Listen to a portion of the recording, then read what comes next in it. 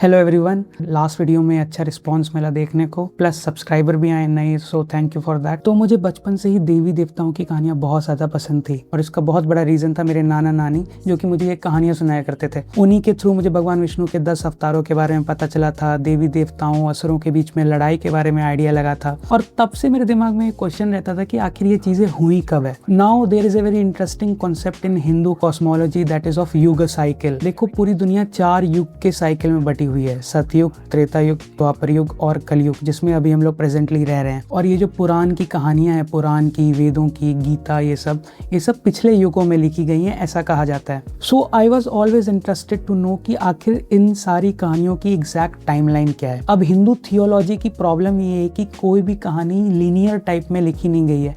Different time frame में अलग अलग ऑथरों ने कहानियां लिखी है, बट सरप्राइजिंग बात यह है कि somehow all of them are connected. तो उन्हीं कनेक्शन की हेल्प से I have tried to put a linear timeline. तो मैंने सतयुग से कलयुग तक एक लीनियर टाइमलाइन बनाने की कोशिश की है। आई हैव ट्राइड। अब इस टॉपिक के पीछे रिसर्च करते करते मेरा दिमाग बहुत ज्यादा खराब हुआ है, and I know one thing कि मैं 100% एक्यूरेट इस सब्जेक्ट में हो ही नहीं सकता, but still I have tried my best. जहाँ पे मुझे लग रहा था कि मैं 2 कहानियों को कैसे कनेक्ट करूँ, at that place I have taken some creative gap और लिबर्टी। तो I am telling you in advance, 100% accurate नहीं है, but I have tried my best to give justice to this topic. और क्योंकि ये सब्जेक्ट बहुत ही ज्यादा लेंथी है, अगर मैं इसके ऊपर एक पूरा वीडियो बनाता तो 1 घंटे से ज्यादा लग जाएगा। That's why I have decided to make it into a series.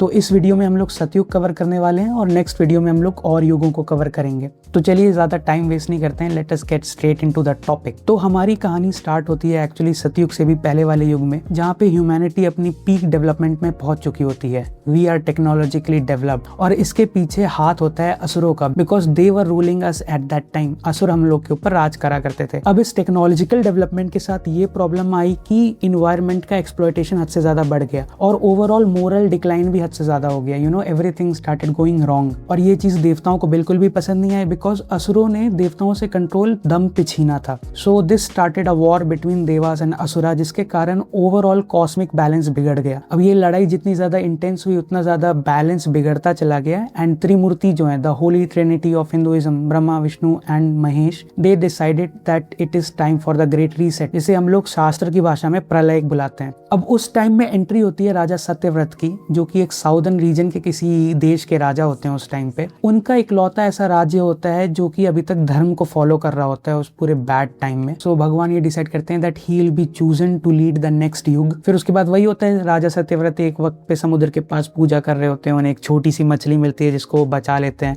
पर धीरे धीरे करके उस मछली का साइज बढ़ते जाता है। अंत में नौबत ये आती है कि उसको वापस समुद्र में छोड़ना पड़ता है। यहाँ पे मछली रिवील करती है कि वो भगवान विष्णु है, और फिर वो राजा सत्यव्रत को बताते हैं कि देखो 7 दिनों के बाद प्रलय आने वाला है और सब कुछ पानी में डूब जाएगा। तो भगवान सत्यव्रत को इंस्ट्रक्ट करते हैं कि एक बहुत बड़ी शिप का निर्माण करो, और जितने भी ऋषि मुनि हैं, अच्छे लोग हैं, जानवर हैं, सीड्स हैं, पौधे हैं, उन सबको एक जगह इकट्ठा करके उस शिप के अंदर आ जाओ, और जैसे ही 7 दिन होंगे मैं तुम्हें बचाने आ जाऊंगा। और 7 दिनों के अंदर अंदर राजा सत्यव्रत उस शिप को कंस्ट्रक्ट करते हैं, और उसके अंदर जितने भी रेलेवेंट लोग, ऋषि मुनि सब होते हैं, प्लस सीड्स, प्लांट्स और एनिमल होते हैं, उन सबको एक जगह इकट्ठा करके शिप के अंदर आ जाते हैं। और फिर 7 दिनों बाद बारिश शुरू हो जाती है, सब कुछ धीरे धीरे करके डूबने लगता है, और फिर अंत में वो मछली वापस आती है। पर इस बार उस मछली का साइज छोटा सा नहीं होता, वो बहुत बड़ी मछली बन चुकी होती है। तो फिर उस शिप को एक बहुत बड़े नाग की हेल्प से उस मछली से अटैच कर दिया जाता है, और फिर आने वाले 6 महीनों तक वो मछली उस बाढ़ के अंदर उस शिप को खींचती रहती है, और बाकी सारे लोग, सारी सिविलाइजेशन तबाह हो जाते हैं। अब दुनिया में सिर्फ वही लोग बचे होते हैं जो कि सत्यव्रत की शिप में होते हैं, बाकी सब कुछ तबाह हो जाता है। फिर 6 महीने बाद वो मछली सत्यव्रत की शिप को एक आइलैंड पे लाके छोड़ देती है, जो कि एक्चुअली आइलैंड नहीं, मानसरोवर झील का इलाका था, हिमालय के ऊपर का। और फिर वो उन्हें छोड़कर वहां से चली जाती है। अब सत्यव्रत और उसके लोग उस जहाज के टुकड़ों से अपने घर बनाते हैं, सिविलाइजेशन फिर से स्टार्ट करते हैं। ऋषि मुनि के पास जो नॉलेज होती है पुराने जमाने की, वो उसको फिर से नई जनरेशन को देना शुरू करते हैं। ऐसे ही करके ये जो ग्रुप ऑफ पीपल होता है, ये धीरे धीरे करके पहाड़ से नीचे आना शुरू होता है जैसे जैसे पानी घटता है। और फिर वो लोग अलकनंदा नदी के किनारों पे आते हैं, जहाँ पे पहली बार उन्हें भगवान विष्णु विष्णु के दर्शन होते हैं। और ये जगह कोई नहीं, बद्रीनाथ की ही जगह है। बद्रीनाथ जहाँ पे पहली बार भगवान विष्णु ने अपने पैर रखे थे बाढ़ के बाद। तो भगवान सत्यव्रत को इंस्ट्रक्ट करते हैं कि तुम अब इस युग के मनु होने वाले हो। Manu means the default patriarch of entire humanity. उन्हीं के लिनियज से हर इंसान पैदा होने वाला है फ्यूचर में। और फिर भगवान ब्रह्मा को बुलाया जाता है और फिर विष्णु जी उनसे कहते हैं कि teach them the ways of humanity, उन्हें ज्ञान वापस दो एंड टेल देम कि वो पिछली वाले युग की गलतियां ना करें। अब धीरे धीरे इसी नॉलेज के साथ ह्यूमैनिटी और सिविलाइजेशन डेवलप होना शुरू हो जाती है। पर यहीं पे एक बहुत बड़ा ट्विस्ट आता है। देखो, उस बाढ़ में इंसानों के साथ साथ कुछ देवता और असुर भी जिंदा बच गए थे।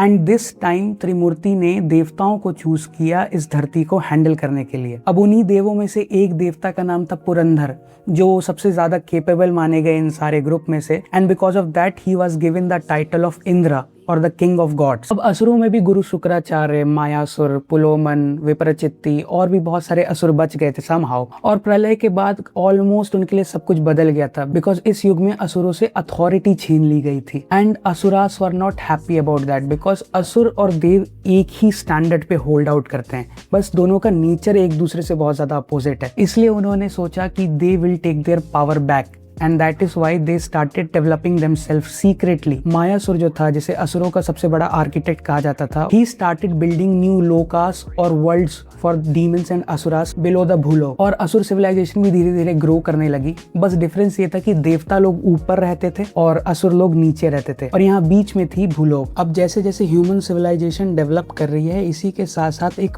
पैरेलल में बहुत बड़ा इवेंट होता है, दैट इज पार्वती माँ का जन्म। बिकॉज किसी युग में सती माँ वाला इंसिडेंट हुआ था, जिसकी वजह से भगवान शिव ने अपने आप को अर्थली मैटर से डिटैच कर लिया था। He stopped caring about what is happening in the earth. वो तपस्या में चले गए थे। And after many attempts and births, finally Durga माँ सक्सेसफुल हो गई थी पार्वती माँ के अवतार में भगवान शिव को वापस संसारिक जीवन के अंदर लाने में। और इसी खुशी में शिव पार्वती का विवाह संपन्न किया जा रहा था। अब त्रिमूर्तियों ने सोचा कि इसी टाइम पे वो कश्यप के जो सारे बच्चे हैं उनको एक साथ बुलाएंगे और उनकी जितने भी झगड़े कलेश हैं वो सब सॉल्व कर देंगे। Now who is Rishi Kashyap? Rishi Kashyap is considered a celestial says. वो इंसान या कोई देवता या असुर भी नहीं है, वो एक बहुत ही अपर लेवल एंटिटी है who is responsible for giving birth to daitya, danav, asura, deva, Garuda, naga and every entity that you see out there. वो कहीं ना कहीं माँ ऋषि कश्यप से ही ओरिजिनेट करता है। So that is why everyone is called sons and daughters of Kashyap. और जो ऋषि कश्यप हैं वो नॉर्मल टाइमलाइन को फॉलो नहीं करते। He has been before the time existed, and that is why असुर और देव भी हमारी टाइमलाइन से पहली वाली टाइमलाइन में भी एग्जिस्ट करते थे। But that is another topic, छोड़ो उस बात को। तो पॉइंट ये होता है कि भगवान शिव और पार्वती के विवाह में सारे लोगों को बुलाया जाता है। देव और असुर सारे एक जगह पे इकट्ठा होते हैं बहुत सालों बाद। प्रलय के बाद पहली बार ऐसा होता है कि देव और असुर एक जगह पे इकट्ठा होते हैं शिव पार्वती की शादी में। एंड इट इज एक्सपेक्टेड कि इन दोनों के प्रॉब्लम सॉल्व हो जाएंगे, they will sort out their matters. But इसके उल्टा हो जाता है, they start hating each other even more than before. अब देवता फाइनली डिसाइड कर लेते हैं शिव पार्वती के विवाह के बाद कि asurs can not be dealt with, उनके साथ पीसफुली नहीं रहा जा सकता। And that is why they decide to attack these asuras. अब इसी तरीके से पहले तो प्रॉक्सी कन्फ्लिक्ट्स होते हैं, छोटी मोटी लड़ाइयां इधर उधर। अब इसी कड़ी में पहला इंसिडेंट तब होता है जब भगवान इंद्र, नामूची और संबरा जैसे बड़े बड़े असुरों को अंत कर देते हैं। और क्योंकि असुर हायरार्की में जो हायर लेवल के जो लोग होते हैं उनके ऊपर अटैक्स होने शुरू हो जाते हैं, तो असुर अपना सबसे पावरफुल वेपन बाहर निकालते हैं। That is the demon called Vritrasura. Vritrasura एक ड्रैगन टाइप एंटिटी आप समझ सकते हो, जिसका सेंस उतना ज्यादा नहीं था but he was very powerful. और वो क्या करता है कि वो दुनिया का सारा पानी सोख लेता है। He stops the flow of water all over the world. जैसे ही वृतासुर पानी को रोकता है, सिविलाइजेशन वापस कोलैप्स करने लगती है, जगह जगहों पे ड्रॉट्स आने लगते हैं, सूखा पड़ने लगता है, इंसान धीरे धीरे करके कमजोर होने लगते हैं। और जब इंसान कमजोर होते हैं तो बाय डिफॉल्ट देवता भी कमजोर होना शुरू हो जाते हैं, because devas are directly connected to human worship. हम उनके ऊपर जितना फेथ रखते हैं, हम उन्हें जितनी आहुति और यज्ञ देते हैं, उतना ही देवता और उनकी सिविलाइजेशन स्ट्रांग होती है। तो वृतासुर का अंत करने के लिए देवराज इंद्र ऋषि दधीची की मदद लेते हैं and he creates a powerful weapon called Vajra. इस वेपन की खासियत ये है कि it never Mrs it's target. अगर आप उसको एक बार टारगेट की तरफ छोड़ दो तो वो मेक श्योर करता है कि वो टारगेट नहीं बचे। And then Vajra is used upon Vritasur और वृतासुर को खत्म कर दिया जाता है। असुरों का सबसे पावरफुल वेपन फिलहाल के लिए खत्म हो चुका था and they were helpless at this situation. और देवता और मानव डिसाइड करते हैं कि वो मिलके असुरों के खिलाफ लड़ाई करेंगे। अब इसी टाइम फ्रेम के अंदर जब वृत्रासुर का अंत हुआ, उस टाइम में नई नई ब्लड लाइन्स बाहर आई थी। फॉर एग्जाम्पल सूर्यवंशी इक्ष्वाकु बाहर आ चुके थे, चंद्रवंशी भी पैदा हो चुके थे, and all these royal blood lines started helping Dewas. और इन्होंने देवता और इंसानों ने मिलके असुर को एक्सटिंक्शन की ब्रिंक पर लाकर खड़ा कर दिया और असुर जान बचाने के चक्कर में नीचे वाले लोकों में वापस भाग गए। इस इंसिडेंट से पहले असुरों के दिमाग में एक ही मेन एनिमी हुआ करता था, दैट वर देवास। पर अब जब इक्ष्वाकु, सूर्यवंशियों और चंद्रवंशियों ने मिलकर देवताओं की मदद की थी असुरों के खिलाफ लड़ने में, तो असुर had new enemy right now and that enemy was humanity. तो असुरों ने भी ये ठान लिया कि अब देवता तो जाएंगे, उनके साथ इन इंसानों को भी पैक करके वापस भेज दिया जाएगा। अब धीरे धीरे करके टाइम प्रोग्रेस होते जाता है और पैदा होते हैं राजा पृथु। अब राजा पृथु की ये खासियत ये है कि he is considered the first king to unite all the kingdom under one umbrella. वो पहले चक्रवर्ती बनते हैं पूरी दुनिया के। और एक और इंटरेस्टिंग बात ये कि जो धरती का एक दूसरा नाम है पृथ्वी, वो उन्हीं के ऊपर रखा गया है। And he is considered the greatest king in history of Hindu cosmology because it is during his rain की एग्रीकल्चर स्टार्ट होता है। खेती बाड़ी शुरू इन्हीं के राज्य में होती है और राजा पृथु के जन्म के बाद से जो सिविलाइजेशन होती है वो एग्रीकल्चरल सोसाइटी में कन्वर्ट होने लगती है। असली डेवलपमेंट अब यहाँ से शुरू होता है। अब इस टाइम पे आते आते सतयुग ऑलमोस्ट अपने एंड पे था और असुर बहुत ही कम हो चुके थे, उनकी पावर जा चुकी थी। इंसान धरती के ऊपर डोमिनेट करने लगे थे और उसमें उसका सीधा हाथ देते थे देवता। और यहीं पे एक ट्विस्ट होता है और दो भाइयों का जन्म होता है, हिरणाक्ष और हिरण्यकश्यपु का। अब गुरु शुक्राचार्य इन दोनों भाइयों को कहानियां सुनाते हैं कि कैसे असुरों के साथ बुरा होता आ रहा है, देवता उनके ऊपर जुल्म ढाते हैं और इंसानों ने भी उनसे हक छीन लिया। वही इंसान जिसको पिछले युग में असुरों ने इतना पाला था, उनका इतना ख्याल रखा था, आज उन्हें वो इंसान धोखा दे चुके हैं। तो ऐसी कहानियां शुक्राचार्य हिरणाक्ष और हिरण्यकश्यप को सुनाते हैं और बताते हैं कि तुम्हारे लोगों के साथ बहुत बुरा हो रहा है। और हिरणाक्ष जो होता है, जो बड़ा भाई होता है दोनों में से, he starts forming hatred toward humanity. और फिर उन्हें गुरु शुक्राचार्य बताते हैं कि देखो, तुम्हारा असली हक पाताल लोकों में नहीं है, तुम डिजर्व करते हो स्वर्ग लोक पे राज करना। पर अब स्वर्ग लोक कैसे पहुंचा जाए, उतनी शक्ति तो है नहीं। तो शुक्राचार्य हिरणाक्ष को एडवाइस करते हैं कि वो जाके भगवान ब्रह्मा की तपस्या करे, जिससे उनको वो शक्तियां मिले that makes him capable of ruling over earth and heaven. तो फिर हिरणाक्ष जाता है, वापस तपस्या करता है, ही गेट्स हिज पावर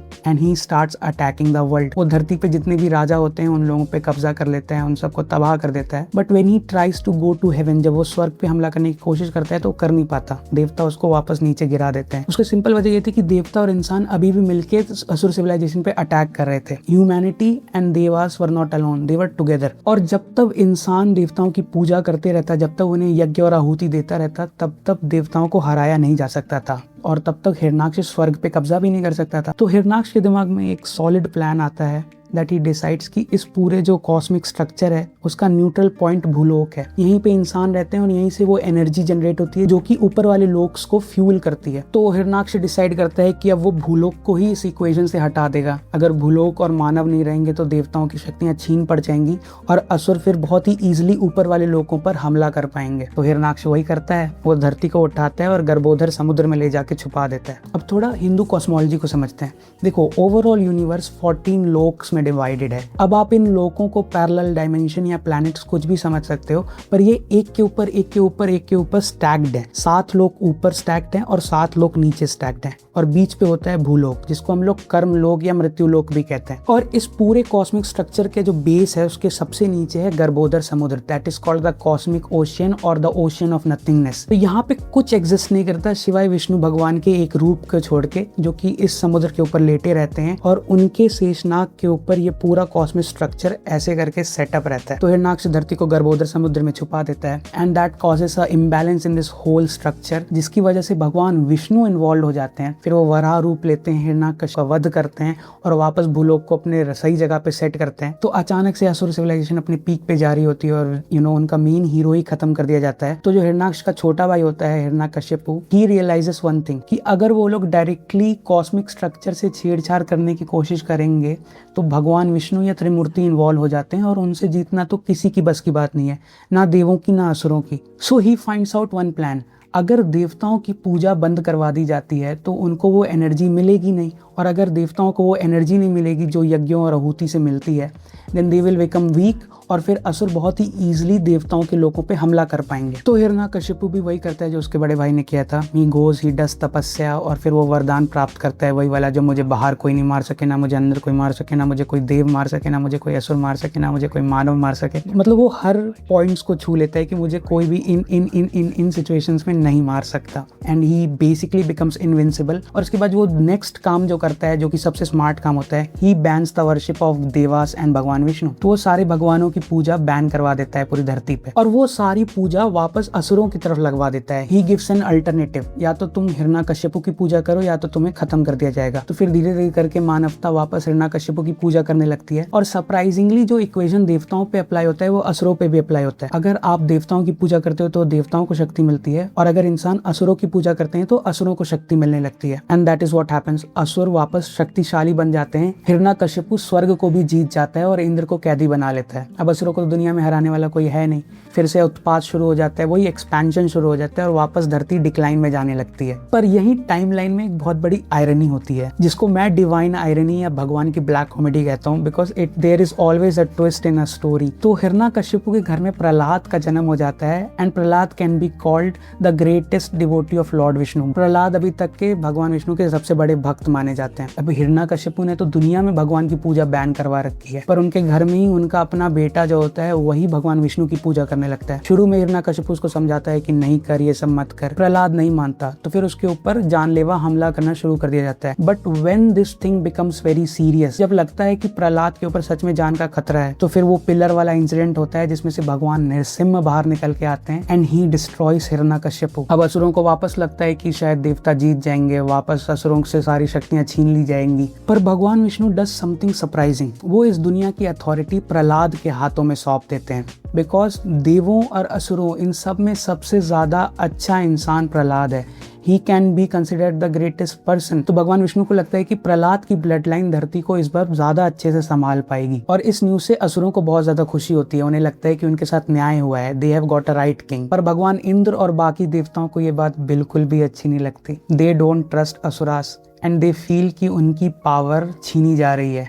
जो असुरों को स्टार्टिंग में फील आई थी वो देवताओं को वापस आना शुरू हो जाती है, और इस तरह प्रहलाद के साथ धीरे धीरे करके सतयुग का अंत हो जाता है। So yes, we have finished our timeline of Satyug. अब इसके बाद हम लोग नेक्स्ट वीडियो में त्रेता युग कवर करेंगे, एंड त्रेता युग की सबसे स्पेशल बात यह है कि उसमें सबसे ज्यादा कैरेक्टर्स और इंसिडेंट हैं। So I am personally excited to cover Treta Yuga. मुझे बहुत ज्यादा एक्साइटमेंट है उस पार्ट को कवर करने के लिए। आई नो आप में से मेजोरिटी ऑफ लोग अभी तक जा चुके होंगे, बट आप में से जो लोग अभी तक मुझे सुन रहे हैं या इस वीडियो को देख रहे हैं, really thank you, and I hope आपको ये वीडियो अच्छी लगी होगी। तो फिर ठीक है, मिलते हैं नेक्स्ट वीडियो में, तब तक के लिए ब्लॉकबस्टर।